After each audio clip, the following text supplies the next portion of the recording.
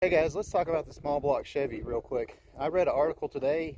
It was actually published back in November of 2024, talking about how the small block Chevy was 70 years old because it was first produced in or released in the 1955 Chevy models, and those released in late 1954. So I just thought that was really interesting. It was the most produced single engine family ever. 100 million engines that powered all kind of different cars, from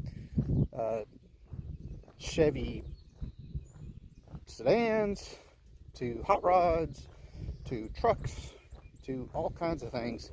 This amazing little engine has been like repowering hot rods just for decade after decade after decade. Hey guys, Editing Germ. I wanted to basically cut into the video right here, and as I was editing, I realized that I left out a whole segment of vehicles that had the small block Chevy in it, and that would be a boat. Boats, like the marine world, relied on the small block Chevy so much. This boat that I have in the backyard that is my buddy's actually has a big block, but there are similar boats that a small block in it. So literally everywhere. So boats, factory cars, hot rods, I mean trucks, cars, I mean there's just oodles of small blocks all over the place, and all their variants and that sort of thing. Bobo beep a deep bop. And they're still very plentiful and available out there, which, you know, I actually got one. A buddy of mine gave it to me. Took one out of a 64 Bel Air, and he thought it was a 327. He did the traditional LS swap, and thing in his 64 is an Impala SS, not a Bel Air. And so he took this engine out. It was a running engine, and it had a leak from the rear main seal. They thought they'd have fun with it, so they completely disassembled it, just literally for the fun of it. And so he told me I could have it. So I went over to his house and loaded it up on a pallet, and it's over at my father-in-law's garage right now, completely disassembled. He told me it was a 327 out of the 64 Impala, which I have no doubt that he pulled it out of the Impala. He showed me the car, and he did the LS swap. But I ran the numbers on it, and somebody did the old swaparoo sometime in the past, and that little 327 turned out to be just a run-of-the-mill smog era 350 Chevy. So somebody at some point pulled the old SS 327 engine out, and either it blew up or they wanted to sell the engine to make a little more money, and then just swapped in a 350 out of a truck. And so that's the engine that I actually have. I haven't told him that. He really thinks it's a 327 because it doesn't really matter. It was a free small block Chevy, and so I wanted to actually take that engine and make a project out of it for the channel, and I still absolutely may do that. The block's great. All the parts look really good. They should clean up and reassemble pretty easy. Even the smog era heads that are on it should go back together pretty easy. Just be a basic, basic 350 Chevy, right? But that's really what the beauty of the small block is. The small block Chevy is just such a versatile engine. My wife's 57. That's a project as well. She's got one. It's got a V8 in it. It's either a 265 or a 283. We haven't actually determined which one it is just yet. So, if it's a 283, we'll probably keep it in there. If it's a 265, it'll probably get replaced. Maybe even with this 350, once I put some better heads on it and, help it breathe just a little bit better and help it run just a little bit better. But that's one of the amazing things about this particular engine. The Small Block Chevy, you can do anything with it. You can daily drive it, you can drag race it, you can put it in a dirt track car. There's so many uses for the Small Block Chevy, so versatile, and even now, even to this day, so easy to find. So if you're working on a project and you're thinking about repowering something, I know LSs are the big thing right now. Everybody wants the turnkey reliability and that sort of thing. Don't overlook the small block. Small Block Chevy is still a great choice. It's still a great engine. The aftermarket support is just unparalleled for any other engine in existence. So you can choose a lot of other engines for your projects. If you have a Chevy, you know, it's almost a no-brainer. If it's, you know, replacing an inline 4 or an inline 6 cylinder, you're wanting to get a little more power, Small Block Chevy's an easy transition. Some people have replaced big blocks with small blocks just to, you know, have a little better MPGs or something like that. I'm not really sure why you do that, just to maybe a little more simple. But there's a lot of other vehicles that people put the Small Block Chevys into. I've got a good example.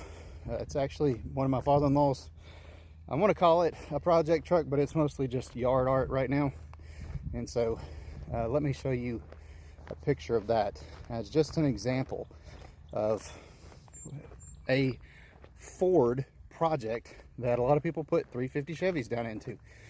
People can call it an abomination if they want to. I know that there's the small block Ford that's available as well, but I've seen a ton of small block Chevys in these vehicles.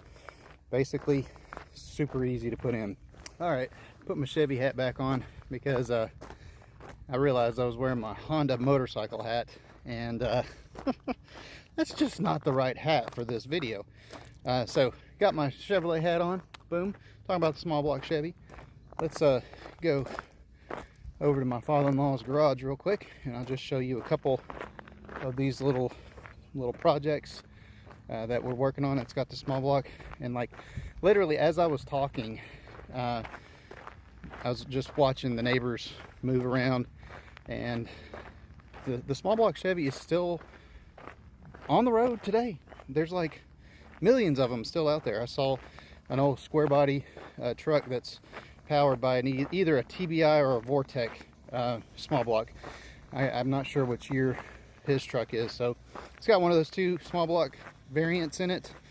But let me flip you right around. I'll show you three more right here. All right, guys, so this is my father-in-law's El Camino. It's got a built 350 in it. Sounds pretty mean. Lots of work needs to happen there. This is my wife's 57. It's got the 265 or the 283. We're just not sure. More work needs to be done on that. A lot of work needs to be done on that. This is my father-in-law's Suburban. Looks pretty good. Don't let looks deceive you. It's basically got a Rust-Oleum paint job. The tires are worth more than the whole truck, tires and wheels. But it's got a 350 Chevy in it, Vortec. And then right here is an example of a vehicle that you would see a lot of people put these small block Chevys into as a swapperoo. And so this is a 51, I think, Ford pickup truck. Might be a 48, I'm not sure. He's actually got the title to it, I think. And of course it's still got the old straight axle under it. But as you can see just how wide open this thing is, you can put a V8 350 Chevy down there with a 350 turbo behind it. Swap out the rear end to a, you know, a 9, what do they call that? 9-inch Ford rear end, and refresh this straight axle right here a little bit, put a sway bar on it, maybe even put a dropped axle on it, and call that good. That'd make a great little killer truck. And so it's just an example, all the parts are here to put the body back together. Just needs a mountain of work, but as you can see, it's cool. It's a cool old truck. Anyway, guys, I know that we talk about the 2.7 liter four-cylinder. It's kind of the new kid on the block. It does not compare to the 350 Chevy, which has been out for over 70 years now. Just an incredible amount of longevity. I love the Turbo Max 2.7 liter platform, but I have my doubts whether people 70 years from now are still going to be talking about the 2.7 liter from more than a historical context. How many of them are going to actually be on the road? I just don't think they're going to make them that way for that many years. So let me know what you guys think down in the comments, or share your experiences with a small block Chevy. I would love to hear it. Have you raced them? Have you just daily drove them? How many miles have you ever put on one? Like, what's the most miles you've ever seen on a 350 Chevy or a small block Chevy? I know they made the 305 and 327, 307, lots of varieties. So anyway, if you made it this far, guys, leave me a little cowboy hat emoji down in the comments below. And please like, share, and subscribe. Hope you guys have a great day. Thank you guys so much for watching.